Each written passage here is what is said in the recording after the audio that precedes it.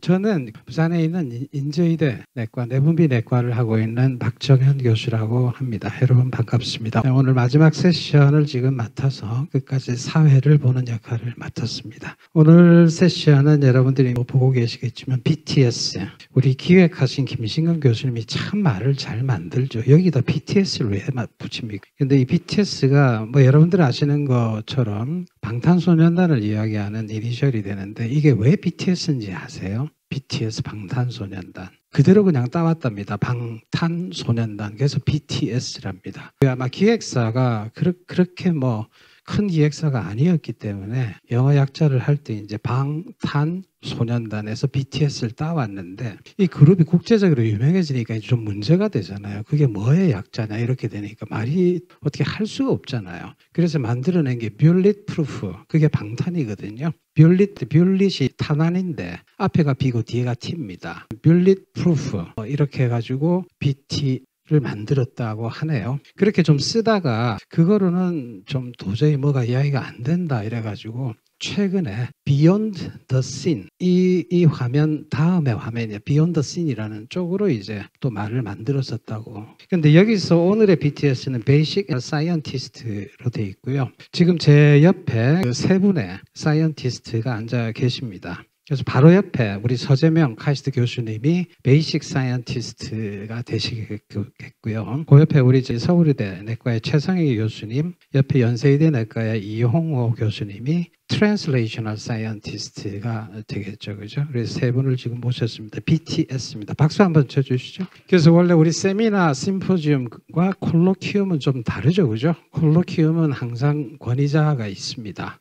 그분들이 계시고 그분들이 먼저 기조 강연을 해주시는 형태를 띠는 것이 콜로키움이고요. 대등하게 태어나는 게 세미나나 심포지움이죠. 오늘은 콜로키움입니다. 이 세 분을 조금 상세하게 소개를 먼저 해드리고 진행을 할게요. 바로 옆에 계시는 우리 카이스트 서재명 교수님. 서재명 교수님은 PhD를 미국 텍사스 사우스웨스턴 메디컬 센터에서 PhD를 받으셨고요. 받고 나서 대략 2년 정도 거기서 부탁을 하셨습니다. 그러고 나서 이제 그 다음 잡이 굉장히 좋은 기관에서 근무를 하셨습니다. 여러분들 아마 임상하시는 분들은 잘 모르시는 분도 좀 계실 것 같은데 미국의 소크 인스티튜트라고 있습니다. 독일의 막스 플랑크 인스티튜션이나 또 프랑스에도 지금 무슨 연구소가 있고 이렇다 그러면 가히 미국을 대표하는 굉장한 수준의 라이프 사이언스 리서치 센터다라고 보시면 되는데 그 인스티튜트에서 2009년에서 2014년까지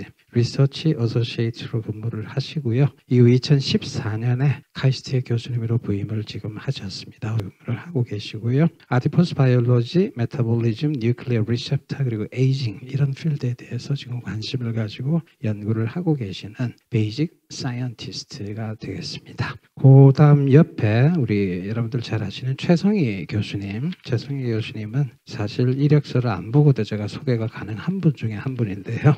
최성희 선생님이 연세의대를 졸업을 하셨고요. 연세의대 세브란스 병원에서 트레이닝을 받으시고 학위를 다 받으셨습니다. 그리고 이제 2004년에 서울대학교 의과대학의 분당서울대병원의 내과에 교수님으로 부임을 하셔서 순서대로 전임 강사, 조교수, 부교수 거쳐서 현재 교수님이고 현재 과의 분과장이시고요. 동시에 분당서울대학교병원의 국제진료센터장을 맡고 계십니다. 영어를 참 잘하세요. 우리 최성희 선생님도 원래 리피돌로지의 엑스퍼트셨죠. 리피드 쪽에 연구를 하시고 그러다 보니까 아테로스클레로시스하고 심혈관 쪽의 합병증 쪽으로 연구 관심 분야가 있습니다. 많은 연구를 하셨고 지금도 하고 계시는 분이시고요. 트랜슬레이셔널 사이언티스트가 되겠습니다. 그 다음에 이제 그 옆에 오늘 나와주신 교수님들 중에서는 가장 막내가 되겠습니다. 이홍호 교수님이시고요. 이홍호 교수님도 연세의대를 졸업을 하시고 연세의대에서 트레이닝을 쭉 받으셨습니다. 이홍호 교수님은 2020년에서 2022년 사이 기간 동안 미국의 Institute for Research on Aging 근무를 하셔서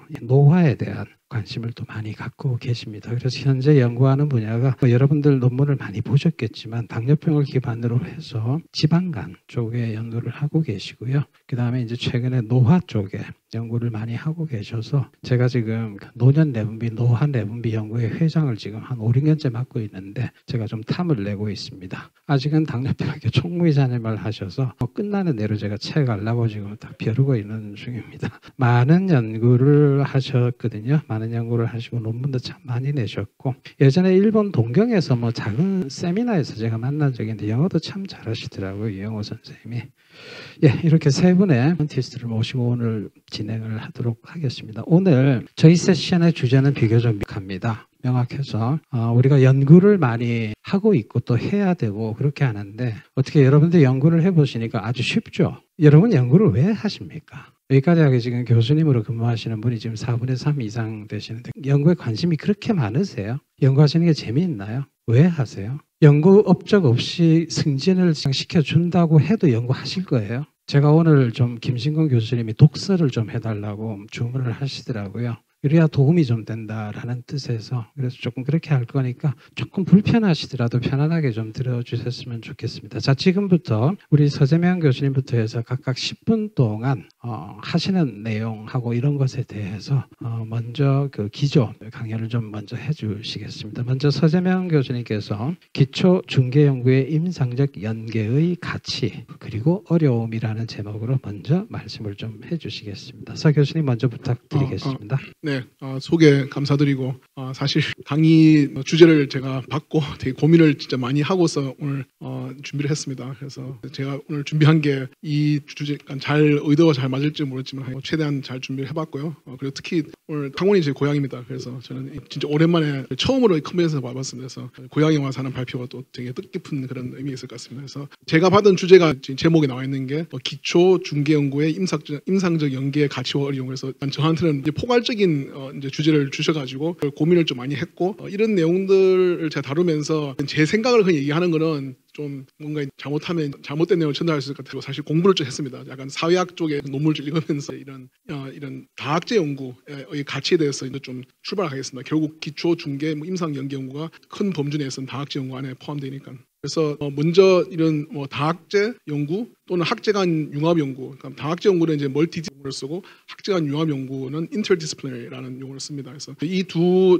종류의 연구에 대해서 좀 더 자세하게 좀 설명을 또 드리겠습니다. 근데 우선 이런 다학제 연구, 학제 간 연구들은 첫 번째로 굉장히 중요합니다. 굉장히 중요한 어떤 사회적 의미가 있고. 그 다음에 그럼에도 불구하고 그냥 단일 학제 연구도 어렵지만은 다학제 학제 연구는 더욱 더 어렵다는 것을 잘 알고 있고 사람들이. 그다음에 근데 그럼에도 불구하고 궁극적으로 이제 굉장히 큰 이런 학제 간 융합, 다학제 연구의 어떤 결과물들이 이제 굉장히 중요한 어떤 그런 사회적인 어떤 그런 보상을 가지고 있다는 걸 좀 말씀드리고 싶습니다. 그래서 이런 중요성은 좀 아주 좀 간단합니다. 이런 다학제 학제 간 융합 연구는 결국 해야 되는 이유는 뭐냐면은 단일 학제로서는 우리 인류가 풀 수가 없는 이제 아주 복잡하고 이제 도전적인 난제들을 풀기 위해서는 우리가 역사를 들여다보면은 이런 다학제 학제 융합 연구가 필요합니다. 그래서 그런 좋은 예로서 가장 대표적인 것은 학제 융합 연구가 이제 적용되는 분야고, 그리고 우리가 가깝게는 의학적으로 이제 코비드-19 팬데믹에 대응하는 그런 연구들이 결국은 학제 간 융합 연구를 통해서 극복할 수 있게 되었습니다. 근데 그럼에도 불구하고 이런 다학제 연구가 왜 어렵냐? 실제로 우리가 교육을 받아온 이 과정을 보면은 우리는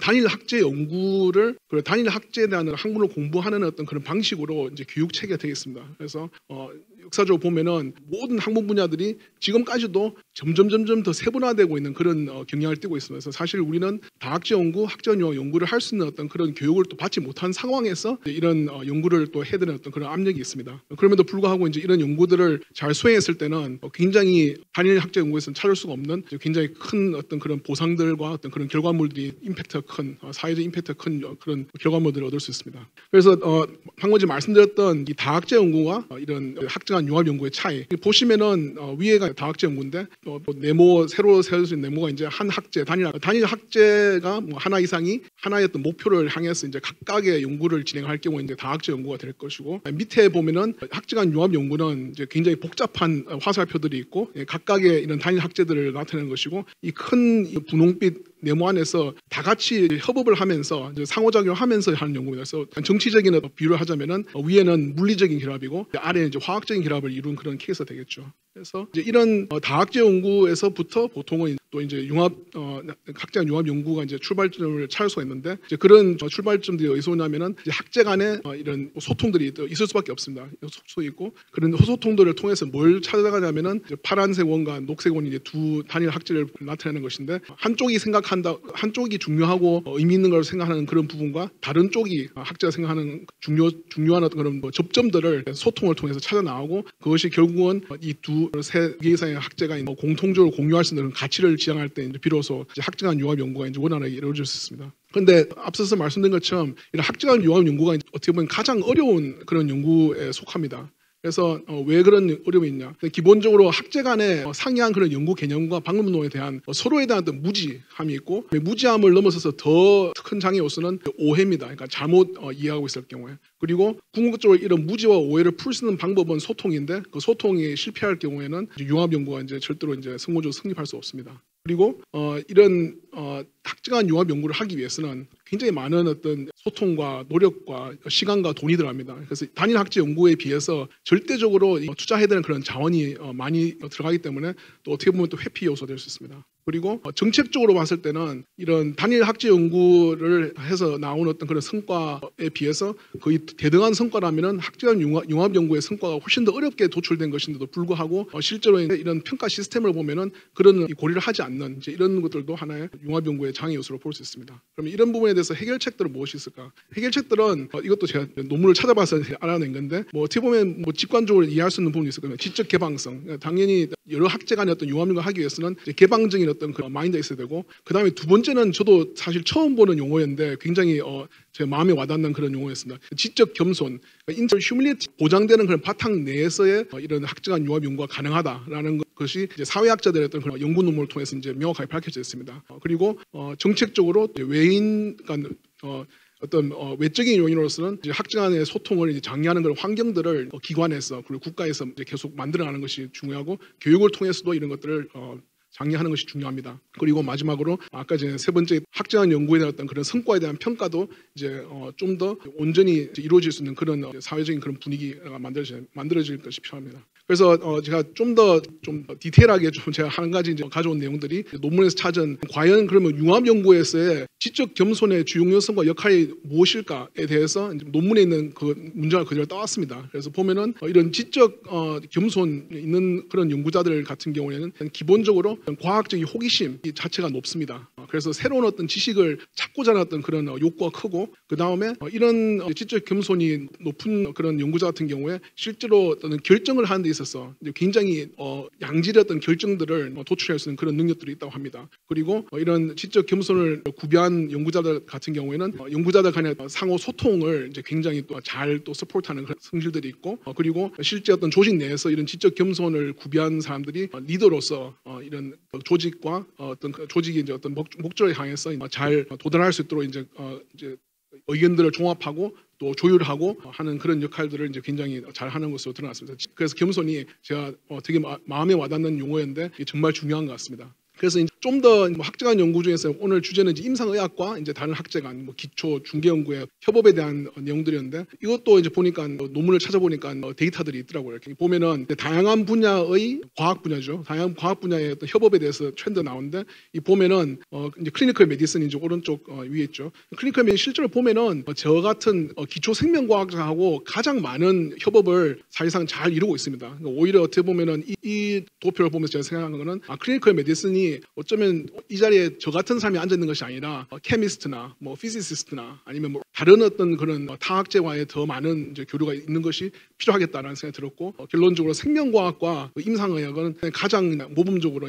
가장 활발하게 학제간 융합 연구를 하고 있는 상황이고 오늘 발표하는 이 세 명도 실제로 기여를 하고 있습니다. 그래서 이거는 그냥 제 개인적인 경험을 하나 가져온 건데 최근에 저도 이제 임상 연계한 어떤 경험이 있었고 간단하게 말씀을 드리자면은 이 논문이 급성 췌장염에 대한 논문이었는데 이제 거기에 관련된 어떤 하나의 새로운 윤리를 찾았습니다. 그런데 그런 찾은 그런 결과물들이 과연 임상적인 의미가 있을 걸 알아보기 위해서 Fertility Study 2라고 하는 그 컨소시엄에 많은 이제 그런 임상 정보가 있다고 이제 얘기를 들어서 저는 이메일을 보냈습니다. 근데 정말 놀랍게도 이메일을 자마자 제가 간단하게 요약한 그 내용을 보고서 당장 도와주겠다 하고 정말 한 일주일 안에 이제 엄청난 양의 데이터를 받아가지고 거의 논문에 이제 굉장히 중요한 피겨 하나를 채웠습니다. 그래서 이런 걸 보면 또 역시 소통이 굉장히 중요한 것 같습니다. 그래서 필요한 어떤 부분들을 기초에서 임상을 찾아가든 임상에서 기초를 찾아가든 소통을 통해서 대부분의 경우에는 대화를 트는 그 순간 그 단계를 넘어서지 못하면은 아무 일도 이루어지지 않는다. 그래서 소통의 중요성을 한번 다시 느꼈습니다. 그래서 마지막으로 굉장히 많이 들어보셨을 때 아프리카의 속담인데 빨리 가고 싶으면은 혼자 가라. 그러나 멀리 가고 싶으면은 함께 가라는 이런 가였던 그런 속담이 굉장히 또 저희 이런 기초 중계 임상 연구 연구에 굉장히 중요한 어떤 의미를 가지고 있는 것 같고 마지막으로 또 오늘 같은 이런 BTS 이 세션 정말 이름을 너무너무 잘 지었는데 저희 기초 중계 그 임상 연구자들이 정말 BTS처럼 세계적인 어떤 그런 성과들을 낼 수 있는 협업을 할 수 있는 어떤 그런 출발점에 대한 고민을 할 수 있게 되었으면 좋겠습니다. 네, 감사합니다. 감사합니다. 여러분 아마 느끼셨겠지만 오랜 시간을 고향을 떠나서 미국 생활을 하고 객지 생활을 하고 계시지만 아주 진한 창원 사투리를 써가면서 좋은 내용을 말씀해 주셨고 지금 한 11분 정도 발표를 하셨는데 사실상 이 세션이 궁극적으로 원하고자 하는 목표를 여러분들이 상당한 부분 지금 캐치를 할 수 있도록 하는 상당히 인스피레이셔널한 좋은 강의였다라고 생각을 합니다. 자, 그다음 우리 그 서울대 내과의 최성희 교수님께서는 이제 트랜슬레이셔널 사이언티스트들의 토크를 2개 연달아 들으시게 될 건데 휴먼 티슈를 이용한 중개의학의 협력 연구라는 제목으로 말씀을 해주시겠습니다. 네, 감사합니다. 사실 제가 매번 활발한 척하지만 극아이인 관계로 이렇게 몸이 다 드러내는 자리에 앉아서 얘기를 하는 것 자체가 굉장히 좀 부끄럽긴 한데요. 슬라이드는 많은데 슬라이드 내용을 사이언티픽 하려는 내용이 아니기 때문에 그냥 어떻게 제가 이런 중개의학 연구를 하게 됐는지를 그냥 소개하려고 합니다. 저는 사실 처음에 그 바이오마커에 대해서 굉장히 관심이 있었습니다. 그래서 뭔가 이 환자한테서 바이오마커를 좋은 걸 찾아서 이 사람의 예후나 이런 것들을 좀 잘 예측하면 좋겠다. 그런 생각을 가지고 연구를 시작했고요. 사실 더 솔직하게 말하면 분당에 왔는데 장학준 선생님이나 임 선생님 굉장히 많은 임상 연구의 기치를 가지고 하고 싶어 하시고 이미 시행하고 있으신 부분도 있었고 저는 좀 뭔가 그 두 분과는 좀 다른 거를 해봐야 되겠다. 그게 약간 트랜슬레이셔널 한 쪽이었습니다. 그래서 이제 임상 데이터를 열심히 구축하고 굉장히 귀찮은 이런 IRB 같은 것들 그 다음에 또 하면 되는 게 아니라 연차 심사를 엄청 잘 받아야 이게 잘리지 않기 때문에 그리고 환자의 이제 피를 모으려고 그러다 보니까 인체 유래물이나 이런 것들에 대한 동의서 뭐 이런 것도 열심히 챙겼습니다. 지금 좀 후회하는 건 그때 당시는 유전자 검사를 하는 걸 별로 제가 관심이 없어가지고 처음부터 유전자 검사를 잘 취득하지 않았습니다. 인체 유래물만 하고 그런 게 조금 아쉽고요. 그래서 블러드 뱅킹부터 했습니다. 왜냐하면 블러드 뱅킹이 제일 쉽거든요. 그리고 환자들한테 그냥 연구 체열이나 또는 잔여 검체로 하겠다 이렇게 해서 이제 얘기하면서 동일 가능한 부분이 많기 때문에 선생님들 처음 시작하시려면은 이런 블러드 뱅킹으로 시작하시는 게 가장 좋지 않을까라는 생각을 합니다. 근데 이제 막상 냉동고가 있으셔야 되고 냉동고를 설치할 자리가 있어야 되고 돈이 많이 듭니다. 그래서 모으려고 하는 규모에 따라 어떻게 해야 되는지 이런 것들을 한번 계획하시고 시작을 했으면 좋겠습니다. 그래서 제가 이제 바이오마커 중에서도 이렇게 에디포스 티슈가 불과 이 사이토카인들이 이렇게 많이 나온다고 알려진 게 2010년 근처입니다. 굉장히 오래된 것 같지만 뭐 2000년대 초반부터 이런 게 좀 나오기 시작해서 더 디테일하게 나오는 거는 이제 2010년 가까이 가면서 되게 많은 논문들이 나오기 시작을 했고요. 그래서 이런 티슈가 여기서 나오는 아디포카인들이 동맥경화증이나 뭐 당뇨병 환자들이 이렇게 크로스톡을 하는데 시스테믹 크로스톡이 중요할 거로 생각해서 이걸 좀 해봐야 되겠다라고 생각을 하고 블러드를 열심히 모으기 시작했으니까 특히 제가 아까 박정현 선생님도 소개시켜 주셨지만 리피드나 동맥경화증, 심혈관 질환 환자에 관심이 많았기 때문에 그런 환자들 위주로 블러드를 모았거든요. 그래서 그런 사람들한테서 좋은 캔디데이트 아디포카인이 뭐가 있나라는 그런 연구들을 했습니다. 사이언티픽한 내용들 아디포넥틴도 있고 또 저희가 FG21이라는 걸 비교적 한국에서 굉장히 빨리 연구를 하기 시작을 했고 뭐 새로운 것들도 하고 하면서 제가 대충 이번 거 준비하면서 이렇게 봤더니 꽤 괜찮은 논문에 한 30편 이상 정도가 이제 아디포사이토카인으로 논문이 나갔었더라고요. 한 2000년대 초반부터 2010몇 년 이런 정도까지. 그래서 열심히 피를 모았던 보람이 있었다. 이때까지는 피와 임상 데이터 이런 것만 갖고 했었고요.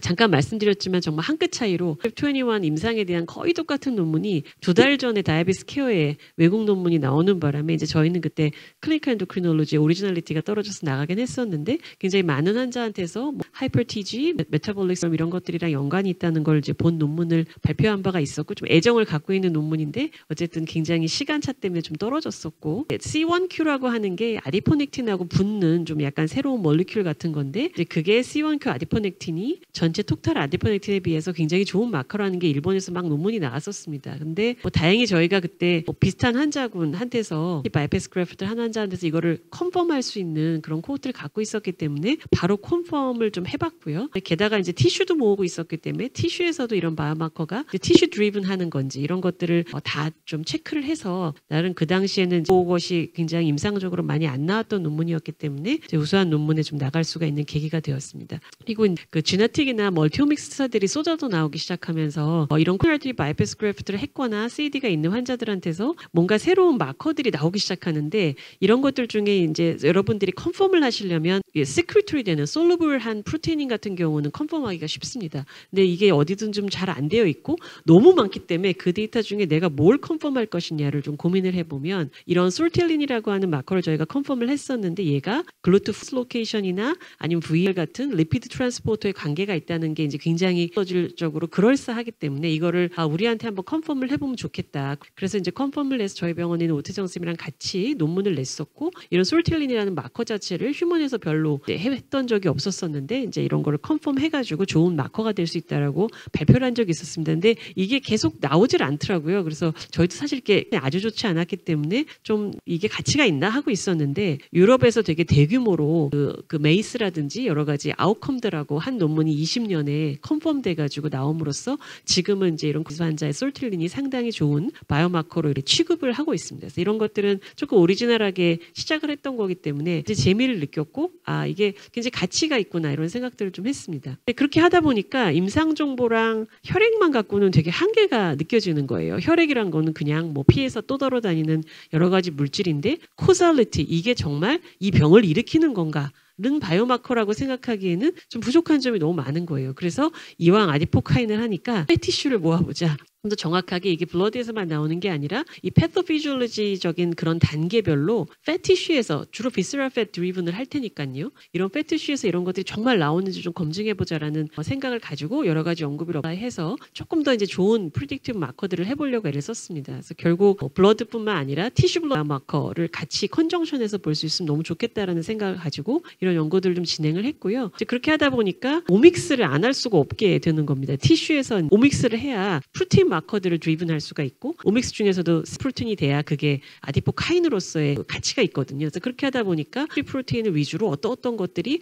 의미가 있을지 이런 걸 하다 보면 이렇게 이제 미친 듯이 각 패티슈별로 올라가 있는 것과 떨어져 있는 어마어마하게 많은 프로테인 마커들이 쏟아져 나옵니다. 그러면 이제 이 중에서 우리가 과연 컨펌을 할 만한 가치가 있는지 그렇지 않은지 이런 것들을 가지고 다른 환자들을 대상으로 이런 것들을 이렇게 컨펌하는 재미있는 연구들을 진행을 할 수가 있고요. 그래서 이제 이렇게 하면서 이 프로토믹스 하는 선생님들이랑 좀 친해지게 됐습니다. 이 프로토믹스를 제가 할 수는 없기 때문에 실제 프로토믹스를 캐리를 할 수 있는 그런 선생님들하고 친해지게 됐고 이 프로토믹스를 하고 나면 이 어마어마한 데이터의 바다를 손질해 줄 수 있는 바이오 네트워킹을 하시는 교수님 필요합니다. 그게 이제 이때부터 그래서 황대희 교수님하고 지금 우리나라에서 최고의 바이오마커 바이오 네트워킹 하시는 분이지만 이제 그때 나이가 저랑 비슷하시기 때문에 어쨌든 이제 그때 만나서 이런 연구들을 진행을 하게 됐고 지금도 이제 여러 가지 연구를 하고 있습니다. 이렇게 제가 패티슈랑 바이오마커 논문을 내다 보니까 외국에서 연락이 오더라고요. 그래서 아까 서정민 선생님이 해를 하신 것처럼 사실 아시는 분이 아이라 골드버그라고 하는 저희 옆 랩에 있던 분이 야 너가 이러이러한 논문을 낸 걸 내가 봤는데 내가 동물에서 이 칼프로텍틴이라는 걸 해봤는데 너무 재밌는데 휴먼 티슈랑 휴먼 블러드에서 컨펌을 해주렴이라고 이제 연락이 와서 저희가 이제 해봤더니 이런 본메로랑 오비스한 그런 인플라메이션이 일으키는 동물 모델에 있던 것들이 실제로 휴먼 팻 티슈에서도 굉장히 잘 이게 리듀스블 해지고 그리고 거기에 이제 플러스로 이런 바이오마커들 같은 가능성이 있는 데서 다 검증을 해드려서 제가 처음으로 셀 메타볼리즘이라는 페이퍼에 물론 는 아니었지만 코어서로 나가게 하게 됐던 이제 계기가 됐었습니다. 아, 이런 외국이랑 진행하는 것도 내가 이제 티슈도 있고 블러드도 있고 잘 돼 있으니까 이런 사람들이 이제 이렇게 하는구나라고 하고 좀 더 이제 열심히 이런 콜리를 하는 선생님들과 같이 서브큐어팻 이런 것들을 이제 다 모으는 그런 연구들을 계속 진행을 했습니다. 여기서의 약간의 키포인트는 그 서전들이 바쁜데 절대로 티슈를 그냥 주지 않으십니다. 그래서 처음에는 그 서전들이 굉장히 많은 연구비를 들였습니다. 그냥 제가 연구비를 1억을 받으면 서전 선생님들한테 뭐 3천만 원 뭐 이런 식으로 그냥 아예 뭐 묻고 따지지도 않고 일단 연구비를 많이 드리는 걸로 그렇게 했고, 왜냐하면 그렇게 안 하면 이 많은 것 중에 티슈를 줬다는 이유만으로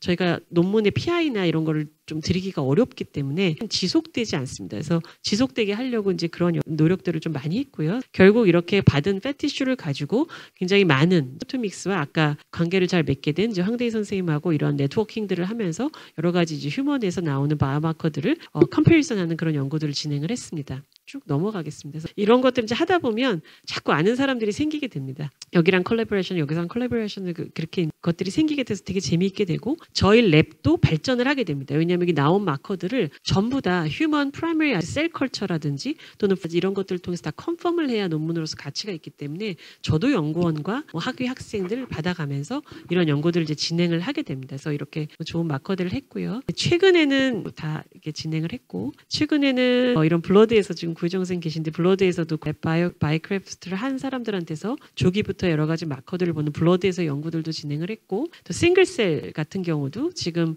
굉장히 활발하게 저희가 디퍼런트한 카테고리에서 싱글셀 애널리시스를 진행을 하고 있고 아주 재미있는 결과와 서브클러스팅을 해서 좀 좋은 페이퍼에 내려고 이제 하고 있습니다. 이렇게 하다 보니까 가장 큰 성과는 이런 큰 연구에 여러 가지 여러분의 커들이랑 같이 어플리케이션을 할 수 있다라는 거고요. 제가 뭐 빨리 넘어가긴 했는데 김재범 선생 같은 경우는 저를 그냥 휴먼 파트너라고 부르시는데 본인이 하셨던 연구들에 대한 모든 그 휴먼을 제가 진행하고 있어서 덕분에 아주 좋은 논문에 많이 같이 이름도 올리고 좋은 관계를 갖고 있습니다. 여기 계시는 이제 서재명 선생님하고도 같이 얼마 전에 굉장히 큰 연구비를 어플라이 할 수 있었는데 이게 거의 마지막 슬라이드인데요. 모으다 보니 정상, 뭐 비만, 당뇨병, 심혈관계 질환 이런 환자들의 블러드 인포메이션, 그다음에 여러 가지 티슈들을 모으게 됐고 각 분당 한 200에서 500리 정도의 티슈 뱅킹을 확보하게 되면서 좀 괜찮은, 그래도 우리나라에서 굉장히 괜찮은 티슈 뱅킹을 갖고 있다라고 자부를 할 수 있게 됐습니다. 그러다 보니까 굉장히 많은 콜레이터가 생겼다는 게 제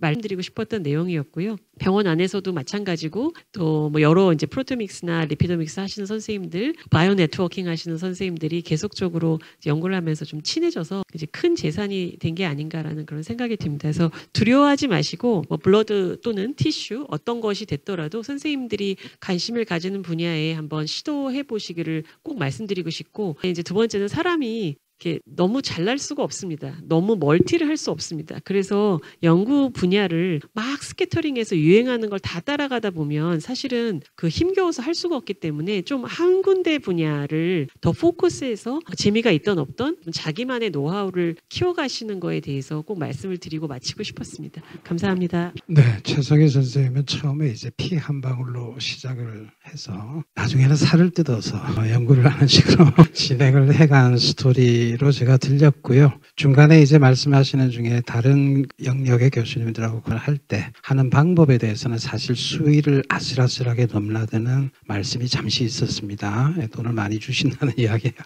조금 있었고요. 재미있게 잘 들었는데 최성희 쌤, 제가 분당 서울대병원으로 최성희 쌤 한번 찾아간 적이 있어요. 그죠? 오래전에. 그때 제가 보니까 학회 간다고 외래 진료를 한번 빠뜨린 거를 보충 진료를 한다고 얼굴이 벌게가지고 외래 진료실에서 진료를 하고, 원래 하는 날이 아닌데 학회 때문에 빠졌으니까 보충하고, 제가 그걸 봐서는 이렇게 연구할 시간이 있을 것 같지를 않은데 어떻게 생각하세요? 맞습니다. 근데 사실 다른 재주가 별로 없어가지고 연구를 안 할 수 없는 상황인데 트랜슬레이셔널을 하려면 그래도 티슈를 모으고 뭔가를 해야 되는 상황이라 이제 미팅이나 이런 티슈 컬렉션 하거나 다른 그 연구자 선생님들 만나거나 하는 일에 조금 공을 들이는 편입니다. 그래서 외래 없는 날은 주로 그렇게 하고 있습니다. 그 다음에 이제 우리 오늘 세션의 마지막 우리 이용호 교수님은 베드사이드 투 벤치, 그러니까 환자 진료상에서 어떤 재미있는 파인딩이 나왔을 때 그 기전에 대한 연구까지를 얘기를 해보겠다. 사실은 이렇게 되는 거는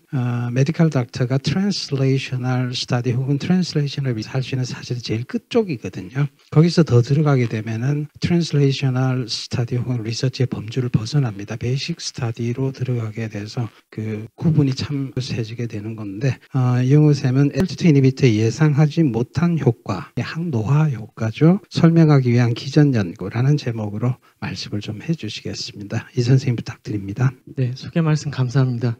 먼저 제가 사실 처음에 제안 받을 때는 테드 강의처럼 좀 해달라고 하셨는데요. 사실 저는 뭐 여기 김신곤 교수님이나 뭐 김남훈 교수님처럼 말을 진짜 잘하지 못하거든요. 그래서 굉장히 제가 지금까지 준비하던 강의 중에서 매우 부담이 되는 그런 자리인 것 같은데, 한 가지 주제로만 사실 굉장히 좀 제가 좌충우돌 하면서 논문이 나오게 된 그 경과에 대해서 좀 간단하게 좀 정리를 해보았습니다. 방금 말씀해 주신 것처럼 그 주제 자체는 아까도 그 말씀해 주신 것처럼 저희가 기초 연구자분들이나 다양한 그 비내분비내과 연구자분들과 어떻게 이제 협력하고 연계할지 이런 부분들이 있어서 그런 키포인트들 위주로 제가 경험했던 내용 한번 말씀드리려고 합니다. 잘 아시는 것처럼 요즘은 SGLT2 억제제가 뭐 심장 질환이나 CKD에 있어서 치료가 좋다는 거는 너무나 이젠 잘 알고 있는 현상이죠. 근데 사실 2015년에 처음 AIM 나올 때는 뭐 당뇨병 약제가 왜 심혈관 질환이나 뭐 도움이 될지 이런 부분들에 대한 파인딩 자체가 굉장히 좀 충격적으로 저도 전공의 시절에 보면서 펠로우 시절에 보면서 받아들였던 파인딩인 것 같고요. 이 부분에 있어서 제일 큰 이슈는 이런 포도당이 소변으로 빠져나가는 기전 자체만으로 이런 다양한 플레이오트릭한 이펙트가 어떤 메커니즘으로 될 수 있을지 이런 부분들에 대한 많은 서제스천이나 그런 내용들 그리고 연구들이 이 당시에 이제 많이 활발히 시작되고 있던 시점이었습니다. 그래서 이런 부분들에 있어서 굉장히 많이 관심을 가지고 저희가 연구를 했던 결과가 다행스럽게 2020년에 발표가 좀 된 적이 있었는데요. 이때 당시 저희 그 논문 보시면은 주저자로 참가했던 분들이 다양한 과에서 참여를 했었습니다. 그래서 저희 내부민내과 강사로 있었던 이제 김소라 교수랑 심장내과의 또 김지성 교수님, 그리고 진단검사의학과의 이상국 교수, 그리고 면역학 교실 쪽에 유재혁 교수님이나 양약 교실의 지현영 교수 등 다양한 분야에 있던 분들이 도움이 없었으면 이 연구를 마칠 수가 없었던 것 같고요. 주제 자체는 굉장히 심플합니다. 그냥 SGLT2 이니비터를 사용했을 때 이런 고위험군에 있는 당뇨병 환자들이 그 대식세포에서의 LP3 인플라마좀이 억제가 될 수가 있고, 이런 부분들이 케톤이나 인슐린과 같은 여러 가지 대사체나 호르몬에 의해서 조절이 될 수 있다는 것을 저희가 임상 시험을 통해서 증명했던 것이고요. 사실 다행스럽게도 이 주제 자체가 굉장히 호응을 많이 받고 관심을 많이 받아서 저희가 한 4년 정도 한 300편 이상 인용을 좀 받을 수가 있었고, 실제 인용 자체가 아주 중요한 의미를 가질 수도 있지만 셀 메타볼리즘에서도 캐나다의 굉장히 유명한 그룹에서 이런 프로제니터 셀이 이런 엠파글리플로진에서 변할 수 있다는 데이터가 좋은데 또 나온 바가 있었는데, 사실 이런 경우 보면 75회밖에 5년 동안 인용이 안 된 걸 보면 사실 주제 자체에 대한 키 포인트를 좀 잘 고민하고 하는 것이 더 중요한 것 같습니다. 그래서 그런 부분들을 어떻게 할 것인가를 보면 되게 어렵긴 하지만 꾸준히 좀 관심을 갖고 계속 좀 서치를 하는 것이 정말 중요한 것 같아요. 그래서 블루오션을 잘 찾아내는 게 진짜 임상 의사로서는 되게 중요한 것 같고, 저는 펠로우 시절에 저희 병원에서는 이제 화요 저널이라고 해서 계속 이제 매주 화요일마다 저널 미팅을 하게 되는데, 그때 제가 하나 받았던 주제 중 하나가 인플라마좀이라는 굉장히 이뮨에 있어서의 굉장히 중요한 컴포넌트인데, 이쪽이 다양한 지방간이나 동맥경화, 심장병 이런 데 있어서 굉장히 중요한 키롤을 하는 패소제닉 메커니즘이더라고요. 그래서 이쪽을 계속 좀 공부를 하고 있었는데, 저희 기관에 한번 우연찮게 방문했던 예일대의 교수가 케톤 자체가 인플라마좀을 조절할 수 있다는 굉장히 재밌는 네이처 메디슨에 나왔던 논문을 발표를 한 적이 있습니다. 그래서 굉장히 이런 이뮨이 메타볼라이트에서 조절될 수 있다는 게 굉장히 좀 흥미로웠고, 이런 부분을 좀 생각을 계속 하다 보니까 SGLT2가 이제 케톤 바디를 많이 올린다는 거는 이제 많이 밝혀져 있잖아요. 그래서 그런 부분들을 실제 휴먼에서도 어떤 CV 베네핏에 증명해 볼 수 있지 않을까 이제 좀 연결고리를 생각해 보았습니다. 사실 보면 되게 심플하고 단순한 하나에서 하나를 더하면 2처럼 이런 심플한 단계에서 처음에 이제 시작을 하게 되었고요. 근데 사실 이런 거를 휴먼에서 검증한 거는 굉장히 어려운 것 같습니다. 그래서 저희가 논문을 찾다 보니까 굉장히 비슷한 시기에 JCI라는 좋은 논문에 미국에서 이런 금식을 오래 하고 있다가 밥을 먹을 때 이런 인플라마좀의 액티비티가 휴먼에서 많이 달라진다는 논문을 발표한 바가 있었습니다. 되게 한 10명 정도 되는 작은 수의 환자를 대상으로 입원을 시켜서 24시간 금식하고 피를 뽑고 밥 먹이고 피를 뽑고 딱 그렇게 2번만 하면서 이런 인플라마좀 관련된 연구들을 했었는데 생각지 않게 이렇게 임팩트가 있는 저널에 나온 걸 보면서 진짜 우리도 당뇨병 환자에서 이렇게 피를 뽑아서 검사를 해보면 이 정도 급은 나올 수 있겠다 확신을 갖고 이런 것들 이제 하나하나 좀 실험실적으로 세팅을 하기 시작했는데 생각보다 굉장히 어렵습니다. 이게 휴먼에서 저희가 마우스나 이런 데서 해볼 때는 잘 됐었는데 휴먼에서 피를 뽑아서 이런 마크로파지를 분리를 해서 하는 게 굉장히 어려워서 이런 부분들 저는 이제 기본적인 그 베이스라인이 없어서 이런 면역학 교실에 이제 유적 교수님 쪽의 랩에 연구원들을 파견 보내고 하면서 하나하나씩 인플라마좀 관련된 연구 기법을 세팅을 좀 할 수가 있었고요. 실제 환자에서 피를 뽑아서 PMC라는 거를 이제 분리를 하고 마크로파지를 이제 추출하는 과정 자체도 굉장히 어려워서 이런 부분들은 이제 진단검사의학과에서 워낙 PMC 분리를 많이 잘 하니까 이런 부분들 이제 이상학 교수한테 도움을 받고 또 케톤체가 저희가 보통 유린에서는 케톤 원파지티브 이런 것들을 많이 볼 수 있는데 이 당시에는 케톤을 블러드에서 측정하는 게 저희 병원에 세팅이 안 돼 있었습니다. 그래서 사실 이런 부분들부터 진단검사의학과를 설득해가지고 이 처방하면 제가 많이 검사를 할 거다 이렇게 얘기를 하면서 DK 환자들에서도 많이 하겠다 이렇게 하면서 코딩을 처음에 어렵게 이제 통과시켰던 경험이 생각이 나고요. 이런 환자들에서 이제 피 검사를 해서 분리를 해내는 과정이 되게 어려우니까 제 피를 가지고 여러 번 이제 뽑으면서 아이솔레이션 해서 저희 김수현 연구원한테 분할을 해서 정말 아이론 베타 시크리션이 잘 되는지 이렇게 세팅을 하면서 잘 될 때까지 한 30-40번 정도는 실험을 반복했던 기억이 납니다. 그래서 이런 것들을 통해서 정말 잘 세팅을 하는 게 굉장히 초반에는 좀 어려움이 있는데 한번 세팅이 되고 나면은 이와 유사한 주제들을 많이 해볼 수 있다는 장점이 있으니까 여사 선생님들도 관심 있는 주제 하나를 가지고 좀 잘 세팅을 해보시는 게 도움이 되는 것 같고요. 이제 다 세팅이 되고 나니까 환자 등록을 하기 위한 과정이 필요했는데 이런 당뇨병 환자이면서 심혈관 질환이 있는 사람들을 저희가 리크루트하기가 굉장히 어렵더라고요. 그래서 제가 생각했던 거는 심장내과에 이런 인터벤션 하는 또 교수님 중에서 이런 임상시험을 잘 도와줄 수 있는 좋은 분을 찾는 게 되게 어려웠고 그 중에서 김중선 교수님께 제안을 좀 드리면서 되게 아이디어를 이제 같이 이제 호응을 해주셔서 환자 중에서 MI로 이렇게 입원하는 환자들에서 이런 블러드 샘플을 SGLT 쓰기 전과 후로 이제 해야 되는데 이런 것들을 세팅하기가 굉장히 어렵더라고요. 어떤 시점에서 환자가 인터벤션 끝나고 안정된 상황에서 뽑고 나중에 외래 왔을 때 뽑고 이런 부분들이 되게 어려웠는데 결국은 이런 입원 환자뿐만 아니라 외래 왔을 때 조절 안 될 때 저한테 리퍼해주는 이런 단계에 있어서의 과정이 되게 커뮤니케이션이 많이 필요하고 실제 우리가 한 명 정도는 예비로 좀 돌려보면서 문제점들을 많이 확인을 하면서 임상 프로토콜이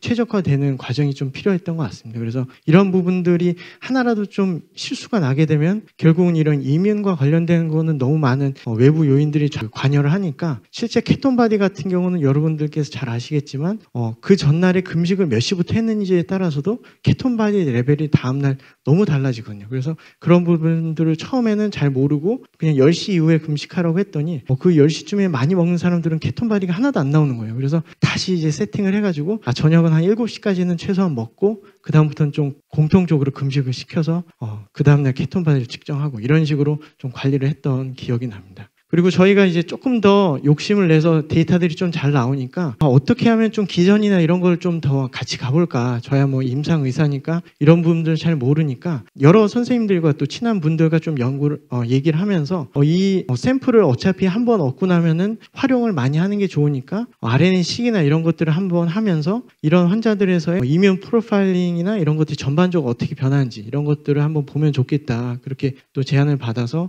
또 지현영 교수님과 함께 RNA-식 분석을 해서 이런 F2 억제제랑 설폰 요소제를 썼던 환자들에서의 다른 프로파일링을 좀 볼 수가 있었고요. 실제 이런 연구들을 진행하면서 제가 우연찮게 본교 쪽에 체육학과 교수님과 또 연구 자문을 한 적이 있는데 그 교수님도 우연찮게 케톤 바디에 굉장히 관심이 많더라고요. 그래서 체육학과의 전윤강 교수님은 자기 학생들이나 주변 환자들을 케토제닉 다이어트를 시키면서 여러 가지 메타볼릭 변화를 보고 계셔서 그럼 저희도 케토제닉 다이어트를 하면 T2보다는 더 많이 케톤 바디가 올라가니까 그런 사람들에서 이뮨 프로파일링이 어떻게 변하는지를 보면 또 흥미로울 수 있겠다 서로 상의를 해가지고 이런 환자들에 있어서 케토제닉 다이어트 전후로 여러 가지 이제 마커들을 함께 보았던 그런 기억이 나고요. 오히려 저희가 SGLT2 억제제를 쓰고 났을 때보다는 이런 케토제닉 다이어트를 했을 때 전후로 더 많은 인플라마좀의 억제 효과를 좀 볼 수가 있었습니다. 그래서 이런 것들을 돌이켜 보면 결국은 하나하나씩 좀 퍼즐 맞추듯이 내가 해왔던 연구에서 한 개 정도만 조금 바꾸는,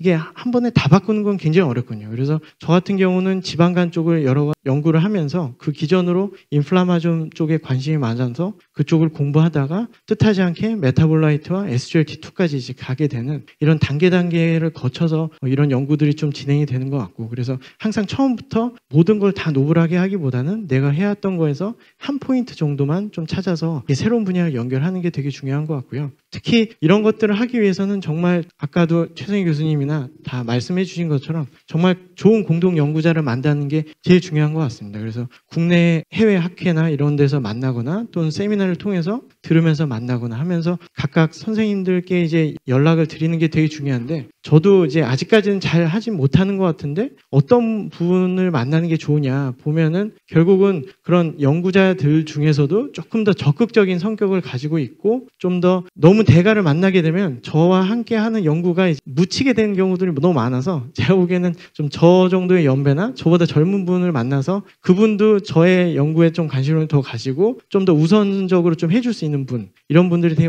필요한 것 같고, 적극적으로 많이 소통을 하면서 마음이 잘 맞아져야 그 다음 단계로 잘 진행이 되는 것 같습니다. 그리고 최성희 교수님 말씀해 주신 것처럼 결국은 이런 공동 연구를 하려면 좀 더 제가 조금 더 낮은 자세에서 욕심 부리지 말고 저자라든지 연구비 이런 것들을 많이 지원할 수 있으면 지원해 주는 게 되게 좋은 것 같고, 상대방이 원하는 게 있을 때는 조금 더 제가 먼저 우선적으로 해줘야 제가 원하는 걸 또 그쪽에서도 우선순위를 좀 해주시는 것 같아서 이러한 부분들을 잘 유지를 하게 되면 또 좋은 연구를 해볼 수 있지 않을까, 그렇게 말씀드릴 수 있을 것 같습니다. 경청해 주셔서 감사합니다. 네, 이영호 선생님, 이 슬라이드 잠깐 넘기지 말고 좀 그대로 좀 놔두시고요. 여러분 오른쪽 아래쪽에 초록색으로 된 거, 욕심 부리지 말자, 저자 연구비 등 상대가 원하는 것을 우선적으로 해주자라고 돼 있는데, 우리 이영호 선생님이 이제 하산해도 될 것 같아요. 돌을 깨치신 것 같습니다. 제가 볼 때. 예, 아주 재미있게 잘 들었고요. 제가 그래서 이영호 선생님을 한번 학회에서 볼 때마다 얼굴이 한 번씩 창백할 때가 있었는데 피를 그렇게 많이 뽑히셨네요.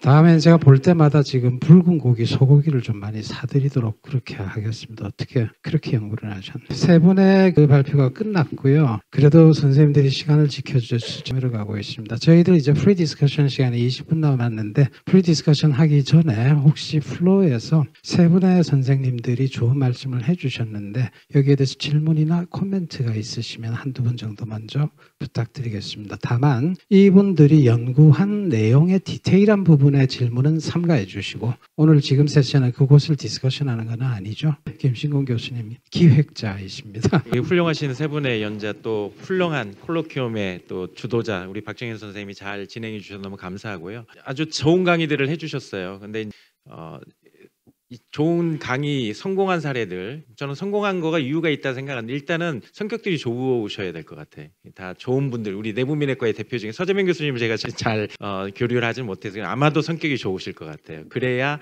이런 융합 연구 혹은 더 나아가서 통섭 연구가 가능하지 않을까. 근데 이제 성공적인 얘기를 잘 해주셨는데 실패한 사례가 분명히 있을 것 같거든요. 그다음에 이제 그 실패가 왜 실패했는지, 그 실패로부터 또 배웠던 게 있었을 것 같아요. 그 레슨들을 좀 공유해 주시면, 왜냐하면 성공한 것만 쫙 하다 보면 될 것 같은데 사실은 실패한 경험으로부터 얻는 교훈들, 이런 것들이 더 저희들에게 도움이 될 수도 있을 것 같아서 본인이 아주 실패했던 사례, 그리고 그거로부터 배웠던 거, 이런 게 있으시면 소개를 좀 해주시면 좋을 것 같습니다. 세 분 중에 한 분만 시간상 내가 정말 뼈저리게 실패했던 했던 경험이 있고 이 실패 경험은 여러분들하고 좀 공유, 쉐어를 좀 했으면 좋겠다라는 실패 경험을 잠시 좀 생각을 해주시고요. 김진곤 교수님한테 거꾸로 한번 제가 물어볼게요. 성격이 좋아야 연구를 잘한다고 충분히 어그리합니다. 그럼 성격이 나쁜 사람이 연구를 잘하려면 어떻게 해야 될까요? 아까 지적인 겸손함 얘기했지만 연구의 파트너에 대해서는 입장 바꿔 생각하기가 굉장히 중요한 것 같아요. 내가 가지고 있는 게 분명히 있죠. 그 성격을 쉽게 바꾸겠습니까? 그렇지만 결국은 쉐어드 비전이 있으면, 연구라는 쉐어드 비전이 있으면, 그러면 내 성격도 내가 사실 컴프로마이즈 해야 되는 상황이 벌어질 수 있지 않겠습니까? 그걸 위해서는 저는 입장 바꿔 생각하기, 그리고 조금 더 적극적으로 얘기하자면 저는 콜라보레이션 할 때 제일 제가 생각하는 상대방의 기대를 뛰어넘게 비욘드 익스펙테이션을 우리가 하면 돼요. 그러면 상대방은 당연히 그 선의를 대부분은 받아들이더라고요. 근데 기대한 것 가지고 서로 상충하고 밀고 당기고 하다 보면 사실 하기가 어려워지거든요. 그래서 물론 쉽지는 않지만 그 사람이 기대하는 것 이상을 우리가 하겠다라는 자세를 가지면, 그러면 성격이 좀 그렇다 할지라도 협력 연구가 더 쉬워지지 않을까라는 생각을 합니다. 역시 말씀 잘하시죠. Beyond Expectation이라고 하는 그 영어를 한국말로 번역을 하면 제일 좋은 게 더 잘해드리기라고 번역을 하면 될 수 있을 것 같아요. 생각하셨습니까? 예, 손 들어주십시오. 하실 분이 계시면 혹시 세 분 중에서. 일단 아까 제가 말씀드렸던 내용 중에 좀 오해의 소지가 있을까봐 뭐 연구자 선생님들께서 연구비만 준다고 연구를 하시는 거는 아니기 때문에요. 그런 건 아니고, 이게 워낙 코퍼레이터들이 많다 보면 오소십이 되게 한정이 돼 있기 때문에 이제 그러지 못할 경우들이 생기는데, 그렇다면 이제 그분들과는 다른 임상 데이터로 또 같이 연구를 나가고 요 트랜슬레이션에 관련된 것들은 좀 그래도 생각하시는 것보다는 연구비를 좀 많이 책정을 한다라는 정도로 이해해 주시면 좋을 것 같고요. 처참하게 실패한 예는 너무 많습니다. 너무 많아서 하나를 꼽으라고 할 수가 없는데, 제가 정말 2년 동안 아주 공을 들여서 데이터를 모으고 프로티오믹스 데이터를 제너레이션 했는데 결국은 다 재현이 안 돼서, 저희가 이제 다른 P에서 그게 중요한 마커로 나가려면 다 재현을 해야 되는데, 지금은 뭐 재현이 잘 된 사례만 말씀을 드렸지만 굉장히 중요한 마커라고 생각을 했는데 전혀 인디펜던트 코호트에 재현이 안 돼서 엄청나게 많은 돈을 그냥 전혀 묻어버린, 발표도 못하고. 결국 이런 연구들을 할 때 선생님들께서 중간중간 좌절하시게 될 거는 그 네거티브 리뷰가 나왔을 때 사실은 들인 돈이나 정성이나 노력에 비해서 퍼블리케이션도 못하게 되면 나는 정말 큰일 나지 않을까. 근데 그때 되게 지치게 되는 것 같습니다. 그런 사례들이 너무 많이 있었고, 그러나 이제 그럼에도 불구하고 더 끈기를 가지고 진행을 해보면 또 좋은 결과들이 반드시 있다는 말씀 드리려고 했고, 두 번째로 생각나는 거는 이제 휴먼 티슈를 모으는 게 되게 어렵습니다. 저도 연구관에서 한 3-4명이 동의서부터 시작해서 붙어 있고, 아까 말씀한 그 뱅킹하는 데까지 하면은 정말 많이 돈이 드는데요. 기초하시는 선생님들께서 또 티슈만 그냥 달라고 하시는 경우도 상당히 많이 있습니다. 이제 그러면 지금은 사실 저도 좀 못되게 굴고 있습니다. 그냥 예전에는 정말 다 그냥 드리고 그랬었는데, 최근에는 진짜 컬래버레이터라고 생각하는 그런 경우에만 저희도 굉장히 희생을 많이 하기 때문에 이제 그렇게 하고 있는데, 예전에 이제 경험에 그렇게 해서 이제 티슈를 보내드렸는데 아무런 연락도 없고 다른데 논문을 그냥 내버리신 상태에서 저희 티슈가 사용된 걸 알았을 때는 이제 굉장히 좀 좌절했던 그런 경험이 꽤 있습니다. 안녕하세요. 교수님, 세 분 강의 너무 잘 들었습니다. 또 오늘 이 자리에서 인스피레이션을 받고 가는 것 같습니다. 저는 동국의대 내분비내과 이승은입니다. 박정현 교수님 말씀하신 질문에 승진이 없어도 연구를 하겠느냐 제가 생각을 해봤는데, 전 사실 할 것 같긴 하거든요. 재밌는 부분이 분명히 있습니다. 근데 이제 사실 요즘에 너무 힘든 부분도 많아요. 애들도 어리고 집에도 빨리 가야 되고 남편한테도 미안하고, 그런데 이제 병동에 당직까지 생기고 해서 굉장히 현실적인 부분들이 저를 버겁게 하는데, 사실 세 분 교수님들께서 진행한 것이 그것보다 녹록지 않았을 거라고 당연히 생각합니다. 그런 어려움 속에서 이제 연구를 진행할 수 있게 되었던 드라이브나 힘들 때 좀 이겨낼 수 있는 노하우를 듣고 싶습니다. 어느 분이 대답을 해주시겠습니까? 지금 질문의 성격으로 봐서는 최성희 쌤이 답변을 하셔야 될 내용 같은데요. 네, 질문 감사합니다.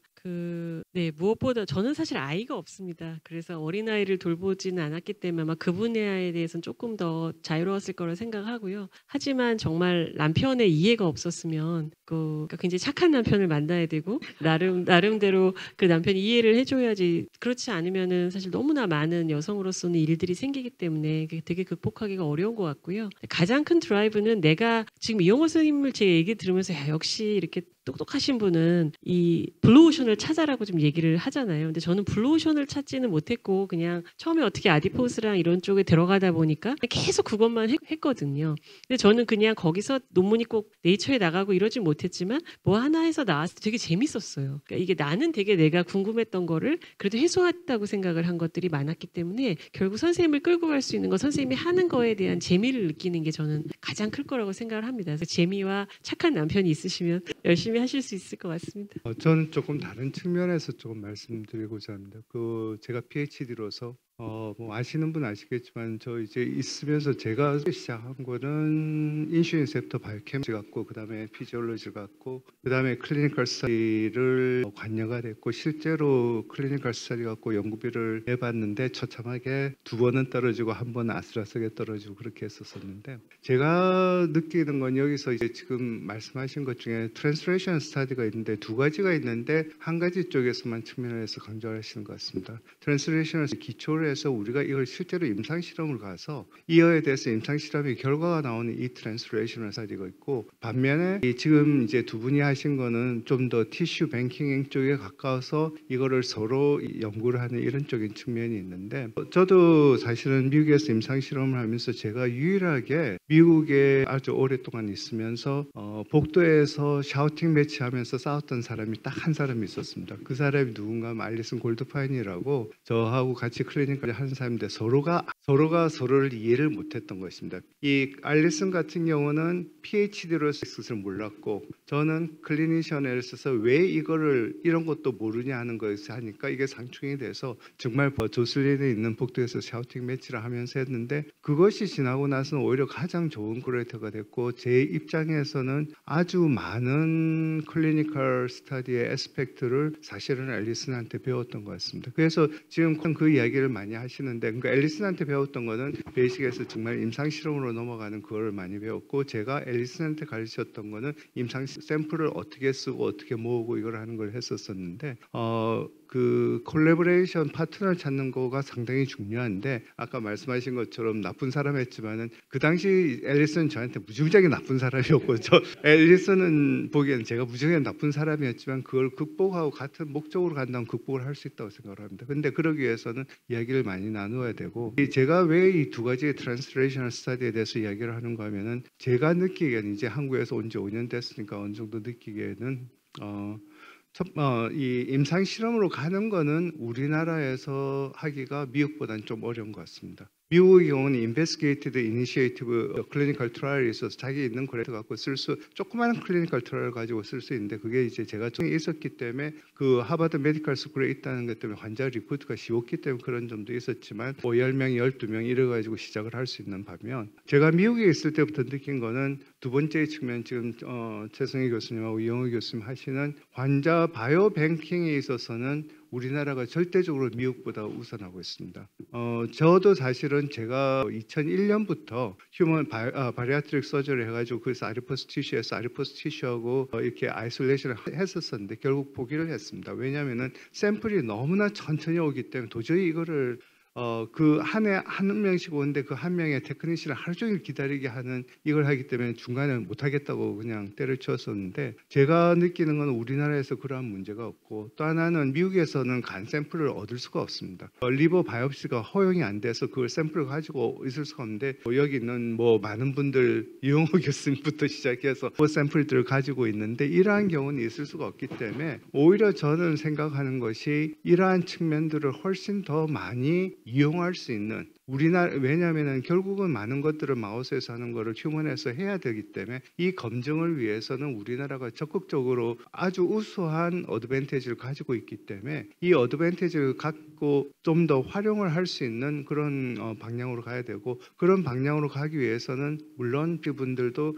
적극적으로 참여를 하고 또 하나는 PhD 분들도 클리니컬한 학회나 미팅 같은 데를 가서 스스로 이거를 익스포즈를 시켜야 되고 마찬가지로 이제 클리니션 분들도 좀 더 이 기초 쪽으로 접근을 할 수 있는, 서로가 오픈을 하고 같이 할 수 있는 어떤 그런 것들이 필요하다고 생각합니다. 제가 미국에서 느꼈던 경험하고 한국에서 했던 경험에서 조금 나누고 싶어서 말씀드렸습니다. 말씀 감사합니다. 이제 시간이 얼마 안 남아서 제가 두 가지 질문을 준비를 했는데 발표해 보신 세 분 중에서 두 분 선생님에게 하나씩 질문을 드려서 답변을 짧게 듣고요. 콜로키움을 마치도록 그렇게 하겠습니다. 서 교수님한테 하나 질문을 드리고 그다음에 이용호 선생님한테 질문 하나 드리고 그렇게 하겠습니다. 먼저 서재명 교수님한테 질문을 하나 좀 드리고 싶은 게 어려운 거 아닙니다. 서 교수님이 지금 텍사스 웨스턴 같으면 굉장히 좋은 대학이죠.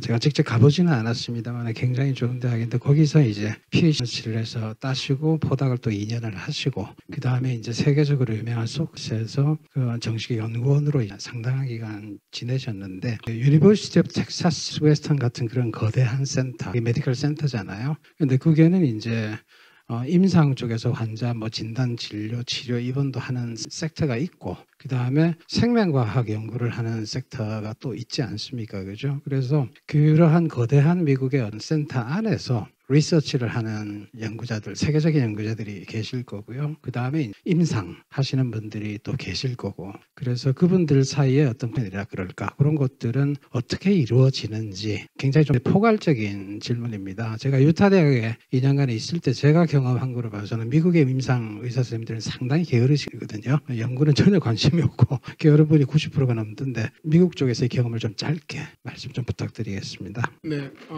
말씀하신 것처럼 저는 의대에서 이제 박사학위를 했고 사실 그 전에는 저는 생물학과 학부와 석사를 했습니다. 그래서 대학원을 선택을 할 때 여러 선택지가 있었는데 결국 이제 유니버시티 텍사스 사우스웨스트 메디컬 센터라는 곳을 제가 선택을 했습니다. 어떻게 보면은 생물학과 출신 사람으로서는 의대에서 학위를 한다는 게 좀 약간 좀 어색한 부분이 없잖아 있었는데 거기를 간 이유는 뭐냐면은 거기에서 나오는 과학적인 성과들이 어마어마한 어떤 그런 이런 성과들이 계속 나오는 그런 기관이었기 때문에 되게 궁금했습니다. 제가 일반적으로 제가 1996년도에 이제 제가 시작했는데 그때 한국에서의 의대 뭔가 다른 부분이 있을 거라고 생각하고 이제 갔는데 정말로 가보면 결과 정말 많이 달랐습니다. 이렇게 굉장히 실제로 보면은 의사 토스트는 실제로 이분들 중에서 연구력이 굉장히 뛰어나신 분들이 있었고 그런 분들이 되게 체어 보직자 라인에 있으면서 제 생각에는 결국은 시니어 교수들의 어떤 그런 이 모델이 그 밑에 있는 사람들을 어쩔 수 없이 따라가게 하는 어떤 수준을 맞출 수밖에 없는 그런 환경이 아마 되게 중요했던 걸로 생각해요. 제 생각에는 특별히 따로 MD들한테 그리고 또 기초과학자한테 기초과학자나 MD랑 같이 일할 그런 기회들을 만들어라. 역으로 이렇게 해라고 누가 지시를 하는 것이 아니라 자연스럽게 어떤 그런 문화가 정착된 부분들이 있다고 저는 느꼈고 그리고 또 한 가지 되게 한국에서 없었던 어떤 새로운 하나 경험은 뭐였냐면 제가 있었던 연구실에 제 지도교수가 MD였습니다. MD였고 실험실에 같이 입학한 동기 중에서 의사과학자 프로그램, 그러니까 MD PhD 프로그램에 들어온 학생이 있었고 그래서 보면은 그냥 박사과정 들어온 학생들이 한 40명 그리고 MD PhD가 한 10명 남짓 들어왔는데 굉장히 제가 놀랐던 게 뭐냐면은 의사과학자 학생들의 그 열정과 어떤 그 연구에 대한 그런 집념이 정말 어마어마하다고 느꼈습니다. 그러니까 사실 굉장히 힘든 과정이거든요. 왜냐하면 의대를 입학을 해서 첫 2년을 의대를 다니고 중간에 4년을 박사학위를 하고 그 끝에 다시 또 3, 4학년을 돌아가서 또 이제 마치고 결국은 8년이라는 시간이 지나야지 두 개의 학위를 동시에 받는 그런 과정인데 거기에 있는 그 같은 동료 학생 그 의사과학자들 그 연구에 대한 어떤 그런 그 불타는 그 집념을 보고서 어떻게 보면 굉장히 저는 감동을 받았습니다. 그래서 이게 이 사람들이 왜 이런 걸 할까? 근데 보면은 아까 이제 처음 융합연구의 가치를 말씀드렸는데 결국은 어떤 공유되는 그런 가치에 대한 이해가 되게 명확했던 것 같고 그런 부분들이 제가 의대에서 박사학위를 했던 가장 큰 소득이 아마 그런 거였던 것 같습니다. 비슷한 연구를 아마 생명과학과에서도 할 수 있었지만은 좀 더 의학적인 발전, 그 사회적인 의미에 대한 어떤 그런 가치를 굉장히 정열적으로 공유하는 그 사람들 사이에 그냥 매일매일 1년, 2년, 3년, 4년, 5년 같이 있는 그 과정 속에서 저절로 저도 이제 뭔가 그런 철학이 묻어난 것 같습니다. 따로 배운 게 아니라. 그래서 그런 부분들이 되게 중요하지 않을까. 컬처가 되게 중요한 것 같습니다. 하루아침에 만들어지는 건 결코 아니고 그리고 또 일정 부분은 제 생각에는 정책적인 탑다운 형식으로 이제 그런 컬처를 만들 수 있는 아마 그런 장치들이 저는 학생으로서는 보지 못했지만은 분명히 그 기관에 있었을 거라고 저는 생각합니다. 서 교수님이 지금 카이스트에서 그런 문화와 분위기를 만드시고 계시죠. 학생들 참 부럽 깊고 좋은 말씀을 해주셨습니다. 지금 시간에 쫓기고 있어서 우리 이영호 교수님 지금 굉장히 긴장을 하고 계실 건데 물만 드시고 계시는데 이영호 쌤한테 제가 물어볼 거는 그 실험에 대한 거랑 그거예요. 아까 저기 지적인 겸손이라는 말도 좀 나왔고요. 지적 개방성이라는 말도 나왔고 뭐 이런 것들이 나오고 그다음에 제가 생각할 때 우리나라에서 가장 큰 문제점 중에 하나는 여러분들이 내과 전문의를 따기까지 지나왔던 내과 전공의 과정 중에서 파이펫을 잡아야 했던 적이 없죠. 그럼 그걸 안 배우고 어떻게 연구를 합니까? 그죠? 이 조직이 시스테마틱한 불합리가 지금 있는 거란 말이죠. 그래서 이게 좀 어떻게 해결이 돼야 될 건데 아니면 뭐 메디컬 그랜드 라운딩을 할 때 1년에 2번 정도는 메디컬 그랜드 라운딩을 한다든지 이렇게 해서 이 지적인 겸손, 지적 개방성 이렇게 연구를 어떻게 하는지 뭐 어떻게 일을 하는지 이런 것들에 대해서 오리엔테이션이라도 잡아야 될 건데 이용호 교수님 아주 좋은 곳에서 트레이닝을 받으셨잖아요. 그런데 학교는 정말 좋은데 제가 말씀드린 이런 프로그램이 따로 있지는 않죠. 지금 이 자리에는 우리 전공의쌤들은 안 계십니다. 혹시 계시면 손 들어보시죠. 여러 가지 사정상 때문에 전공의쌤들 안 계시죠. 유튜브는 제가 보고 계실 거라고 생각을 하거든요. 그래서 이제 방금 말씀드린 이 부분 의학 트레이닝에 있어서 전공의 할 때 이러한 메디컬 리서치나 사이언티픽 리서치에 대한 어떤 부분을 어떻게 좀 교육을 좀 해볼 수 있을까 짧게 말씀 좀 부탁드릴게요. 정말 어려운 질문 이신 것 같고요. 중요한 질문인 것 같습니다. 저희 기관 같은 경우는 사실